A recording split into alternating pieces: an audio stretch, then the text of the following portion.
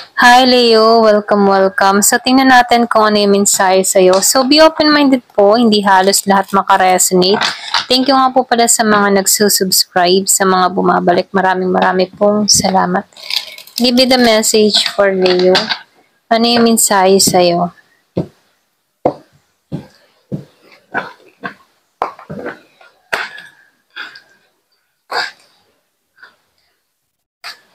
Wow.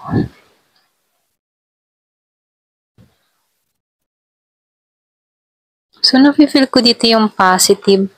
Maganda yung nangyayari sa'yo, no? Pagdating sa emotion mo, stable ka, okay? Panatag ka, andun yung kapayapaan.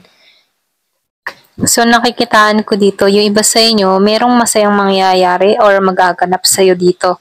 Meron akong nakikitang bagong simula sa'yo, okay? Bagong simula na kung saan dito ka mag-start. Pwedeng yung iba sa inyo bagong love life or bagong relasyon, bagong trabaho, bagong adventure, bagong pakikipagsapalaran. Lahat ay bago.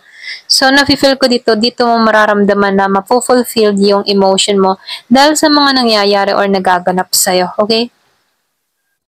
So nakikitaan ko rin dito, marami ka ng karunungan, marami ka ng napagdaanan na napagtagumpayan.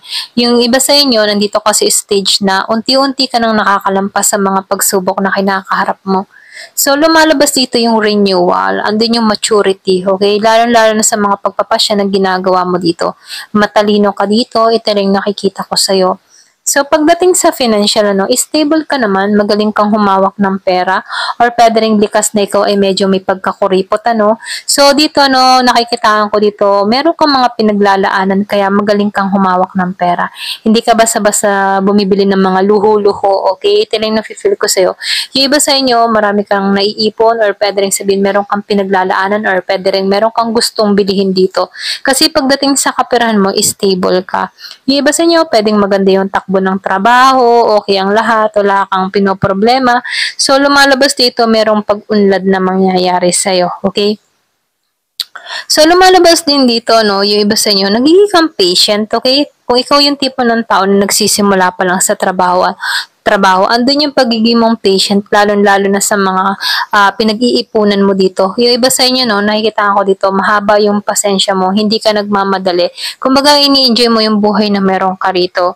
So, nakikitaan ko rin dito, yung iba naman sa inyo, meron kang pinagdadaanan. Pwedeng yung iba sa inyo, meron kang mga dinadalang karamdaman. Pwedeng meron kang mga iniinda or pwede rin meron kang iniinom na gamot, maintenance, mga ganun, So, andun yung emotion mo dito, okay? Sa mga dinadala mong bigat na karamdaman dito. Yung iba sa inyo, pwedeng meron kang mga konting pinagdadaanan, okay? Pagdating sa emotion, naapektuhan din ito. Ito na yung mensahe. Pero ganun pa man, sinasabihan ka dito, tanggalan mo yon, hanapin mo yung positive. Kahit may mga pinagdadaanan ka, isipin mo pa rin na merong magandang naghihintay sa'yo dito. So dito, nakikitaan ko dito, meron kang strategy, okay? Magaling ka magplano. So nafe-feel ko dito, nagtatagumpay ka dahil sa mga ginagawa mo, okay? May mga plano ka, bagong ideas, na kung saan unti-unting nagkakaroon ng magandang resulta. Yung iba sa inyo, andito ka sa Queen of Wands na energy, na kung saan andun yung pagiging mong positive, nagiging kang energetic dito, at nakikita ko dito yung buhay na buhay, or masiglang masigla ka rito, okay? So dito, nakikitaan ka ng tao na merong pagbabago na nangyayari sa'yo, or pwede rin meron kang mga binabago sa sarili mo. Ito rin nakikita ko sa'yo.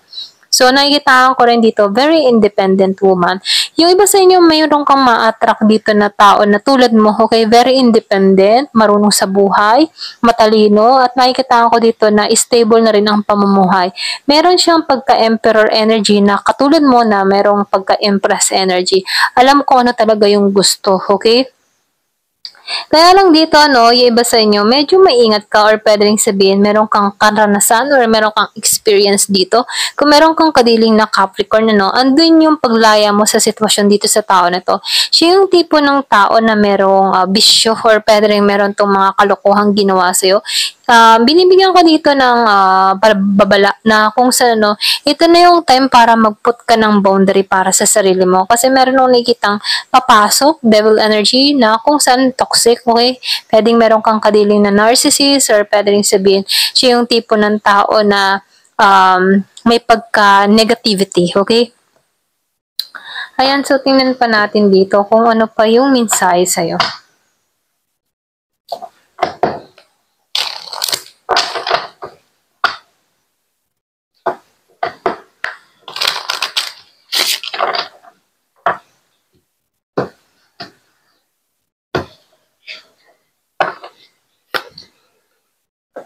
So, merong someone else. So, nafe-feel ko dito, no, yung devil energy. Pwedeng yung iba sa inyo, meron kang kadiling dito na tao na siya yung tipo ng tao na merong masamang intention, or pwede itong devil energy kasi nakikitaan ko dito.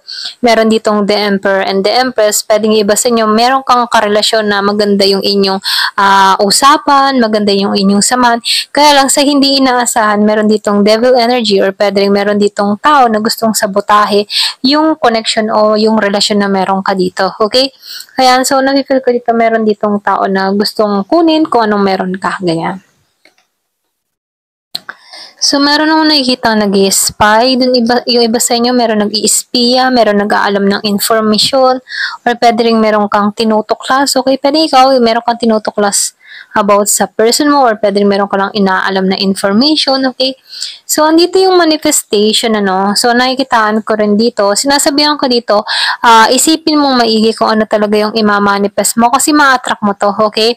Kaya dito sinasabihan ka dito, tell the universe exactly what you want. Kumbaga, sinasabihan ka dito, sabihin mo kay universe kung ano ba talaga yung gusto mo. Kasi nakikitaan ko dito, meron kang willpower na kung saan kaya mong ma-attract yung gusto mo, okay?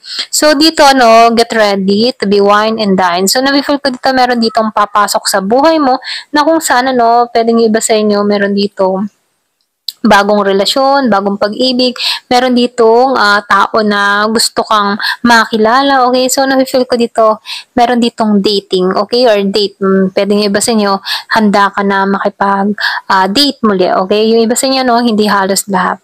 So, nakikitaan ko rin dito, no, meron ka ditong kadiling na very narcissist, or pwede rin sabihin, siya yung tipo ng tao na malaki ang tiwala sa kanyang sarili, okay? Very impulsive, yung tipong very impulsive tong tao na to, pwede rin sabihin na masyado tong malaking bilib niya sa kanyang sarili, meron tong mga kayabangan, okay? Ayan, ito lang nakikita ko. So, dito, no, meron akong nakikita magbubukas muli. Okay, so, sinasabihan ka dito, no, kung ikaw ay may naranasan na hindi magandang relasyon, buksan mo pa rin ang puso mo sa bagong relasyon, okay? Hindi halos lahat laging mapupunta ka sa narcissist na tulad nito, okay? So, dito, sinasabihan ka dito, pag open ka pa rin na magmahal muli, ma-attract mo na yung tamang tao para sa'yo. So, nakikitaan ko dito, merong magbubuntis, yung iba sa inyo, may magbubuntis na mangyayari or magaganap. Dun sa iba, so dito, no, lumalabas din dito, meron ditong moving on, or pwede rin sabihin, yung iba sa inyo, hindi ka na available, okay? Pwede hindi ka na available sa nakaraan mo. Kumbaga, ayaw mo nang sayangin yung oras or oras mo dito, okay? Ito rin nafe-feel ko. Yung basta nyo, hindi mo na ito pinagtutuon ng pansin. Kumbaga, andito ka sa moment na moving on muna ako. So, nakikitaan ko rin dito, yung iba sa inyo, nagtitiwala ka na lang kay Divine, okay? Na lahat ng bagay ay may magandang mangyayari sa tamang oras, sa oras ni Divine, okay? So, dito, nakikitaan ko dito, yung iba sa inyo, naniniwala ka sa karma. Lahat may natatapos at merong bagong simula. Ganon yung energy mo, no? So, nakikitaan ko dito, iba sa inyo, naniniwala ka na lang na lahat ng mga nangyayari or may mga bagay na kung meron mang intention sa'yo, meron niyang karma sa dulo, okay? Give me the message.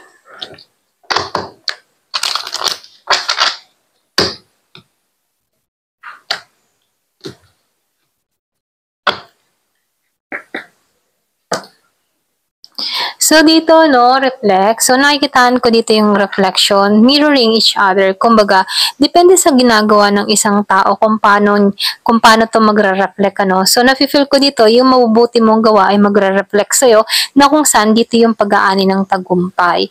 So, meron ditong courage. So, nakikitaan ko dito, likas kang matapang, likas kang malakas ang loob. So, lumalabas din dito, marunong kang magmahal sa iyong sarili, okay? Kaya lang, may time na nakikurious ka, okay, sa mga bagay bagay-bagay or pwede rin meron kang gustong subukan dito. So, lumalabas din dito, no? Merong, yung iba sa inyo na-stuck ka or pwede rin sabihin nakaranas ka ng stuck sa sitwasyon or pwede rin sabihin feeling mo hindi ka pa rin malaya sa iyong emotion na nararamdaman dito. So, ito na yung time para sa pagpapalaya, no? Kasi meron kang lakas ng loob para mahalin muli ang sarili mo at palayain yung sitwasyon, okay? So, dito, lumabas tong alchemy. Nakikitaan ko dito yung bagong simula patungo sa'yo. Kumbaga, nakikitaan ko dito yung style ng phoenix, para kang galing sa alikabok na nabuhay muli. Ganon, okay? So, nafe-feel ko dito na makakaraos ka sa mga pinagdadaanan mo sa buhay. Andito yung revert, okay? Merong pagsilang muli or pwede ring transformation na nangyayari sa buhay mo. So, nakikitaan ko rin dito, merong travel na mangyayari sa'yo, okay? Yung iba sa inyo, pwedeng nagbabalak ka for travel or pwede ring naghahanap ka ng bagong simula, okay? So, yung iba sa inyo, pwedeng gusto mong lumipat ng lugar or pwedeng gusto mong makipagsapalaran muli. Ganon, okay? So, nakikitaan ko dito, meron ditong biglaang tawag or pwede rin iba sa inyo, meron kang balak mag-apply. Meron akong nakikitang biglaang offer na parating sa buhay mo na kung saan dito magsisimula yung paglaya sa sitwasyon, okay? So, nakikitaan ko rin dito makakaraos ka sa lahat ng mga pinagdadaanan mo at makakalaya ka dito kasi meron kang katapangan at nasa iyo yung susi sa paglaya rito, okay? Kung makikita mo, captured ka dito, parang lumabas yung susi, so lumalabas dito, kaya mong makalaya sa sitwasyon dito dahil ikaw mismo ang magpapalaya rito. Okay? Ayan, hanggang dito na lamang po. Thank you for watching. Love and peace.